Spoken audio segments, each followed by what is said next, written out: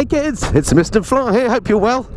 Now out and about on another bike review on a glorious day, a little bit chilly out here but nice and sunny, and I'm glad to say I'm on another BMW, and I'm doubly glad to say that it's an electric one. This is the C Evolution Plus, which is their electric scooter. It's been out since about 2014 I think, and I'm really excited to be riding this because I recently got into scooters and I recently got into electric motorcycles, so this is a good combo of two of my current most favourite things about biking. So stick around and stay tuned for the next few minutes and I'll tell you what I think about it.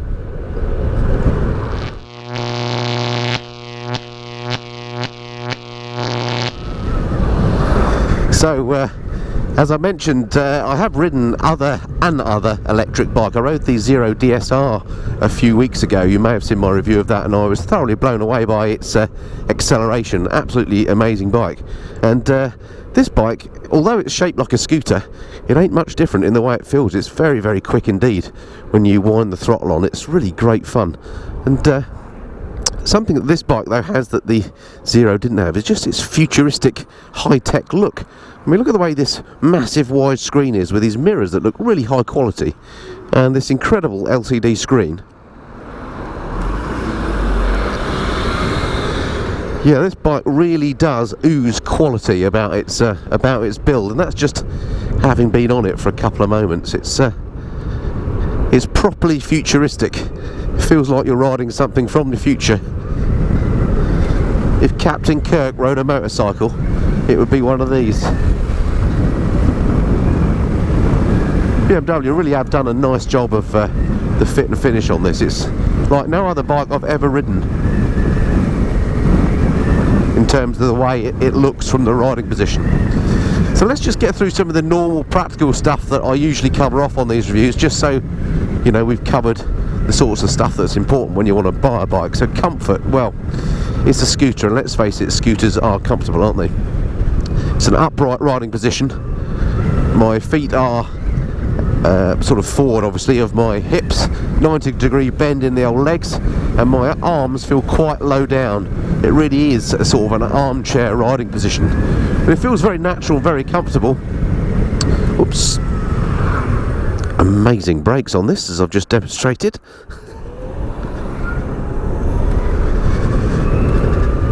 So absolutely nothing wrong with the brakes. Oh, there's a speed camera here, let's just be careful.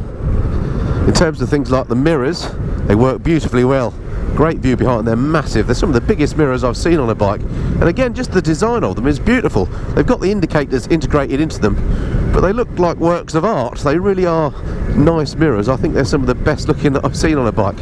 Okay, they wouldn't work on a sports bike or something like that, but on this sort of machine, which is practical transport rather than fun transport, you could argue, then they work absolutely fine. The seat is huge, padded, bouncing up and down in it, nice and comfy. I think there's no way you would get uncomfortable on this bike. You would very quickly, well, I say very quickly, you would run out of charge of the bike before you got uncomfortable on this seat. It's got heated grips on the bike, which is absolutely lovely today because it's about 4 degrees, but my hands are nice and toasty. The handlebars feel quite wide, and the handling on the bike is lovely. She's quite a heavy beast. We'll do a walk around in a minute and I'll go through the spec.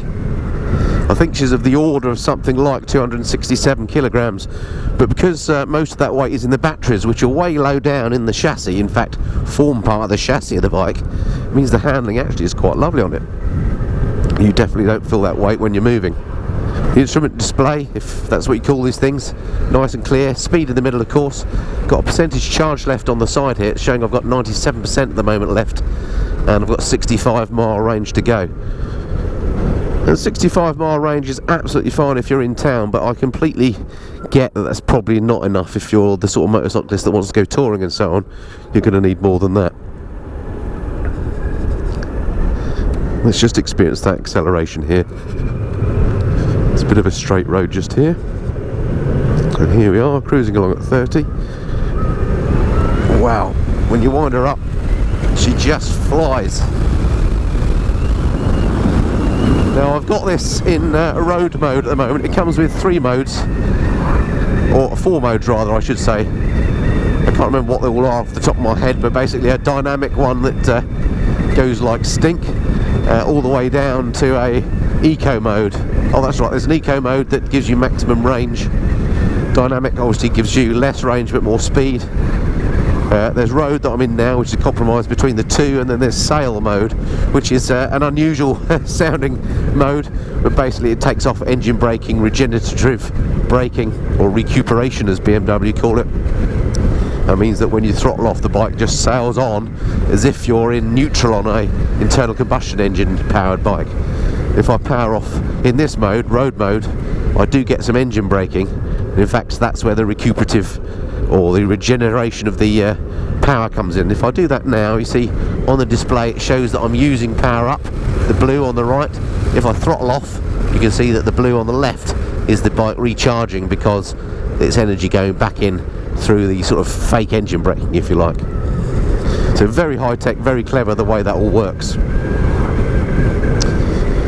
Alright, what I think I might do is turn around up here, and then I can come back and stop at one of my favourite little walk around spots and show you the bike and talk you through some of the features. The sound this thing makes is right from the future.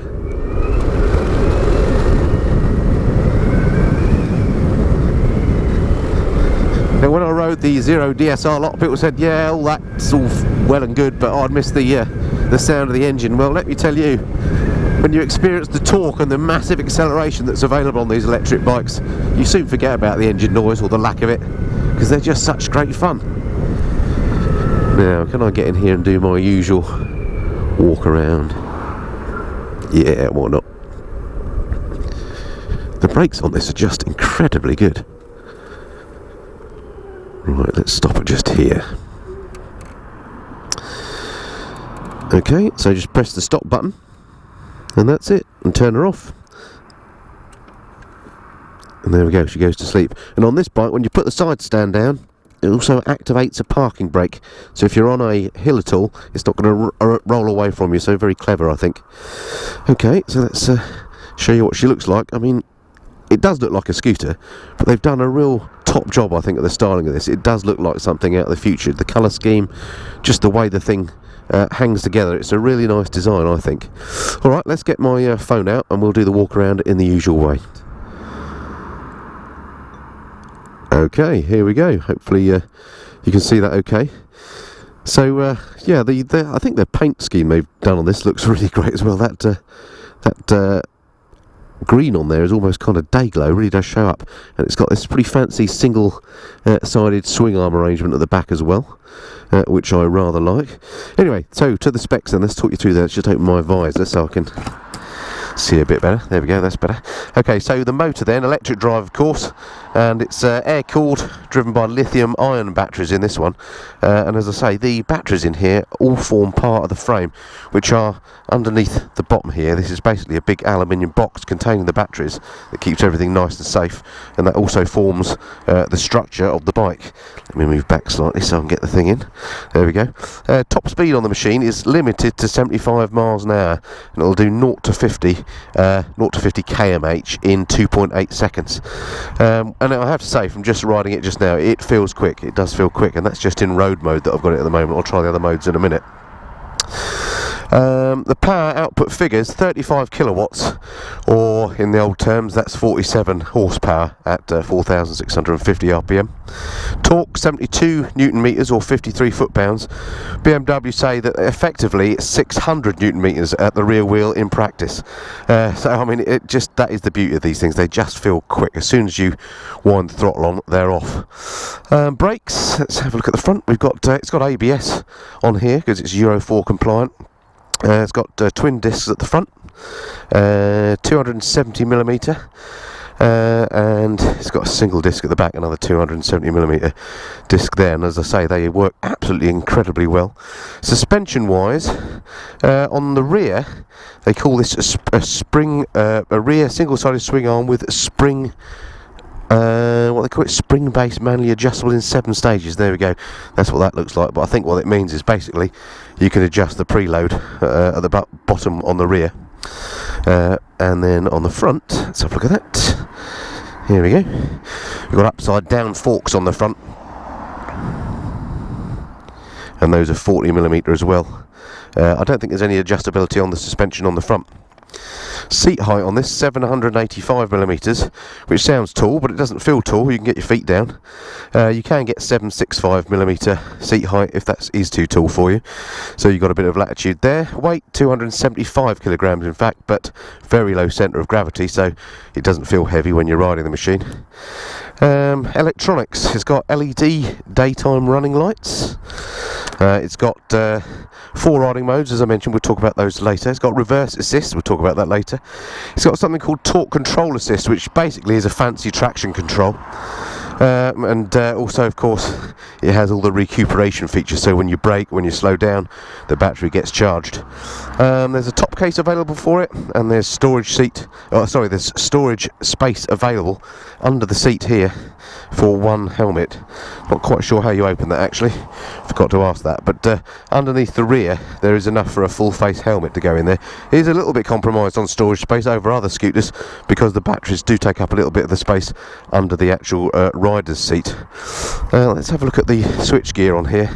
As I say, beautifully made. This is the reverse gear. If you press that and you wind the throttle, you go backwards. Otherwise you've got the same sort of switch gear that you see on all BMWs. There's the mode control there that you just change it on the fly, very easy. You don't have to pull in a clutch or anything like you do on normal internal combustion bikes. You just press the mode button and away it goes. And you've got the heated grips as well, which is very handy on a day like today. And just the sort of finish of this is the size of this big screen, the way the LCD works. I mean, it just is a very nicely finished bit of kit, as I say. Okay, probably enough chat for now. Let's get on and write some more. I better just mention the price. 12,350 according to the website, but in the UK you can get a government scheme grant that'll give you 1,500 off of that, so you're going to pick one of these up for, what's that make it? It's going to be about 10.5, something like that. Still expensive for a bike of this type for sure, but you know, early adopters and all that, that's how much these things cost at the moment. Alright, let me jump back on and we'll do some more riding. Okay, so let's get the show back on the road again. That low weight means it's very easy to get off the centre stand. So to turn her on, like all scooters, first you turn it on, you get this display come up, which looks pretty fancy. And then like all scooters, you have to hold the brake in to actually start it. Okay, now it says ready, and I've got this forward arrow, you see. If I was in a tight parking spot or something and I wanted to go backwards, I would press this R button. You see it now says the arrow showing us backwards. I'd wind the throttle on and I very slowly go backwards. How wild is that? Brilliant. Okay. Alright, let's head back into town then, because these bikes of course come into their own in the urban environment. So let's head back into the town centre, see how she does in some traffic.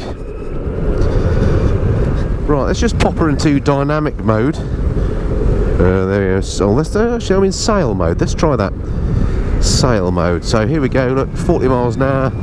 Take my hand off the throttle, and yeah, nothing happens in terms of engine braking. Actually, I quite like that. So although it feels nice as a sort of a coasting along type situation, you see when I come off the throttle I've got no recuperation of power. So it's not a particularly efficient way of riding.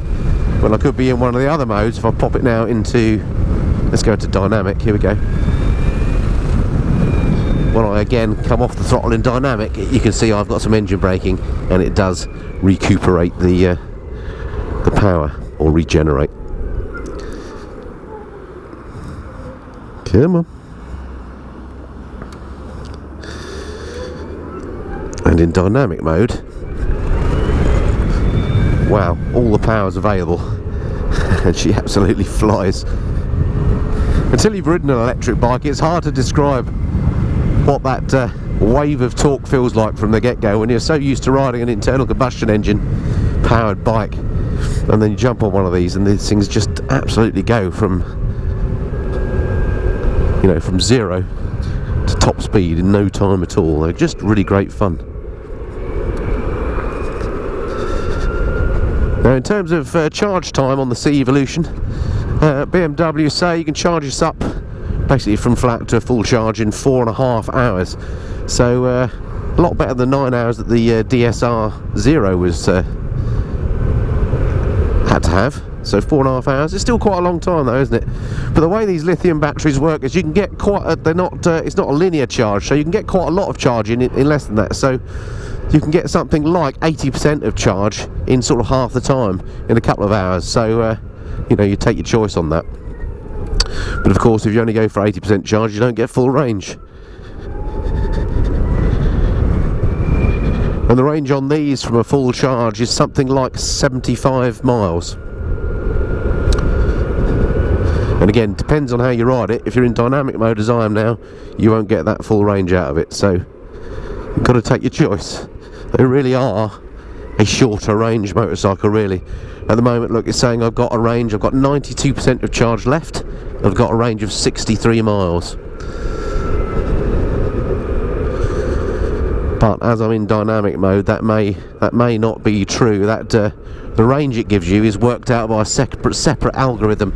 The most critical number, I guess, on the display is that percent of charge left, that 92%. That's the one that really shows you how much you've got to go. So that's the one I'd be keeping my eye on, because I think I'll probably have it in dynamic mode most of the time.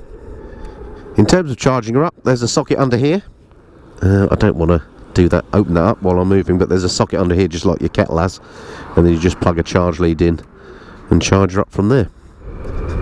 So just while I'm heading into the buzzing metropolis that is Maidenhead, must just thank the guys at Barnstormer for letting me borrow the machine.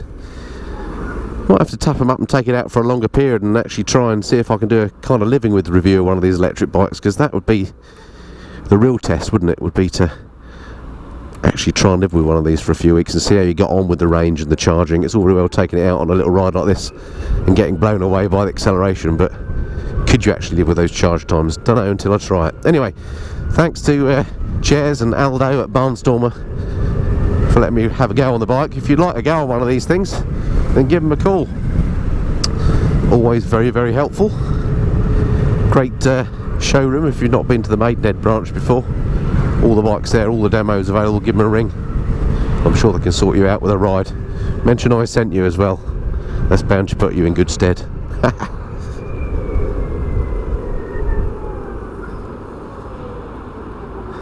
Now normally I always wear earplugs when I ride bikes, but today I didn't bother.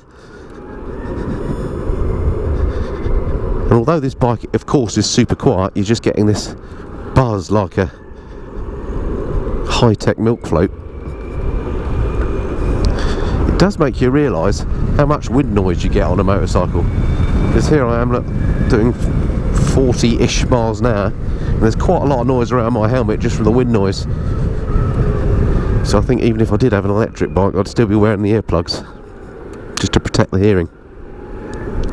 So buzzing around town here, it's just so easy. No gears or clutch to worry about.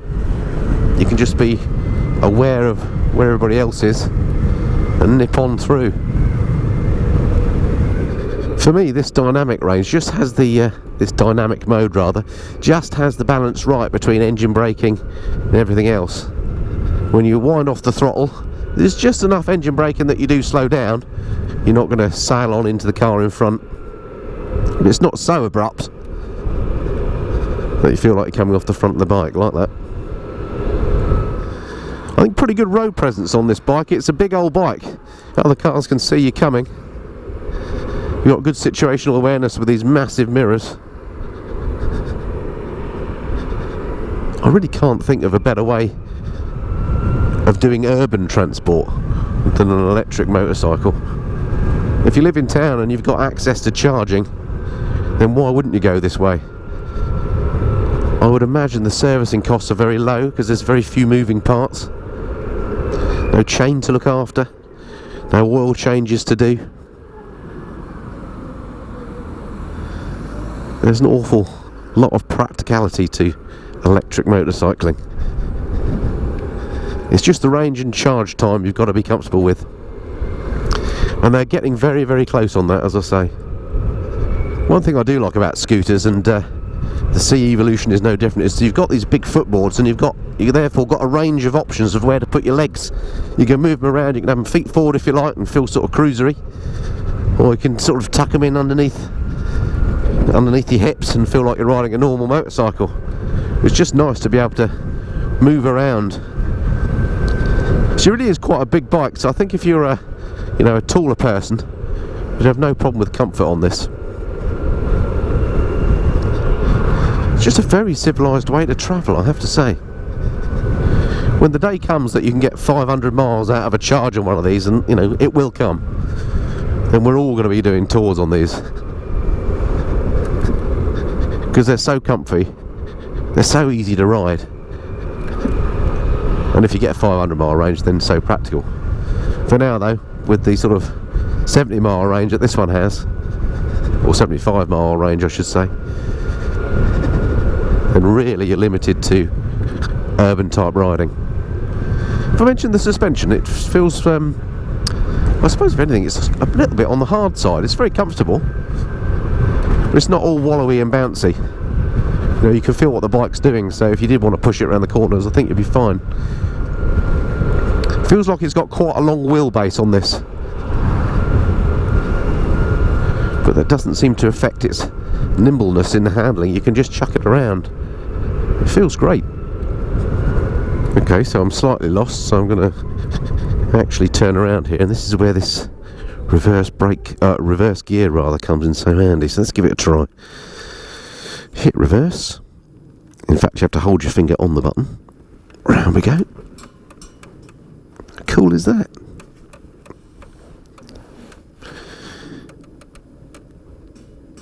It's like doing a 3-point turn in a car. Actually, it seems to have quite a tight turning circle, actually.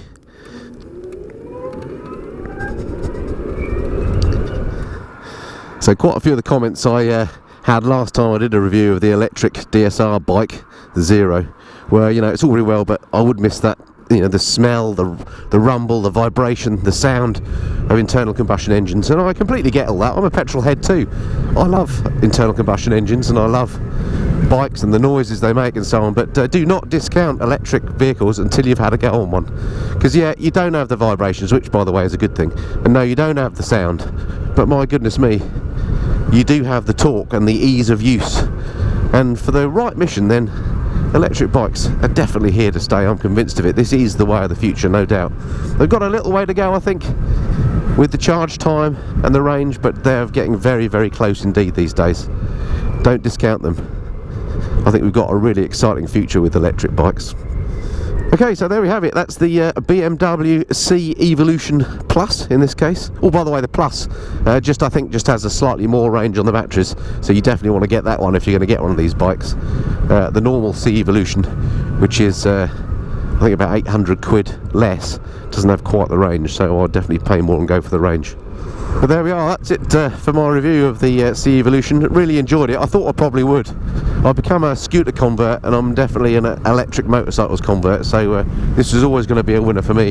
What has impressed me in particular about it is just the way the thing looks from the cockpit here, the build quality. It just exudes fancy quality. It's like a really top end bit of design, the way it looks here. It's unlike any other motorcycle I've ridden before, and I really like that about it. So I hope that's been of some interest to you, and I look forward to speaking to you next time. Until then, this has been the Mist and Flyer. Cheerio.